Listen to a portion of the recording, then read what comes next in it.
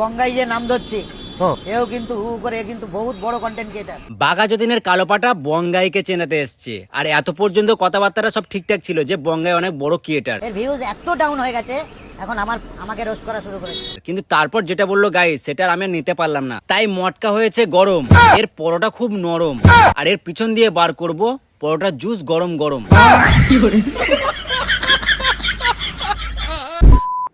এর ভিউজ এত ডাউন হয়ে গেছে এখন আমাকে রোস্ট করা শুরু করেছে। বলছি ও কাকা, সকাল সকাল কি শুকনো গেঁজা ফেজা কি মেরে এসছো নাকি? মানে তুমি কোথাকার কোন হনু যে বঙ্গাই তোমাকে মা রোস্ট করে ভিউজ তুলছে? মানে একটা লিমিট থাকে, লিমিট, সেই লিমিটে তুমি ক্রস করছো। তোমার মানে সৌভাগ্য যে বঙ্গাই তোমাকে রোস্ট করেছে। মারা দুদিন পরে তোমার পরোটা বিক্রি হবে না। ঠিক বলেছো। পাগলা হয়ে দেখাও। কে বলে তুমি? 1500 ফোন ঢুকিয়ে দেখাও ফোনে, একদিনে 1500 ফোন। ওরকম ফোন আসার দরকার নেই মারা, 1500 ফোন আসে আর দিনে 15 লক্ষ গালাগালি খায়।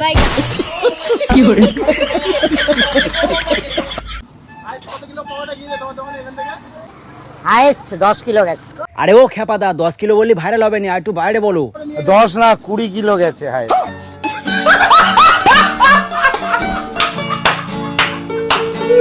আর এই কালো পাঁটাকে রোস্ট করার আমার কোনো ইচ্ছাই ছিল না, কিন্তু আমার অডিয়েন্স, আমার ফ্যামিলি ওরা তো শুনছে না, ওরা শুধু ইনবক্সে ভরিয়ে দিচ্ছে এই কালো পাঁটাকে তুমি রোস্ট করো। আমার রোস্ট নাকি খুব ভালো লাগে, তো সেই জন্য করতে হচ্ছে। তোমরা আমার কাছে সব, সেই জন্য আরো বেশি করে করতে হচ্ছে। তো যাই হোক, একে যত তুমি গালি মন্দ যা খুঁজি তাই দাও, এ বাঘাযতীনের এই কালো পাঁটা এই মালটা শুনবে না, ঠিক আছে?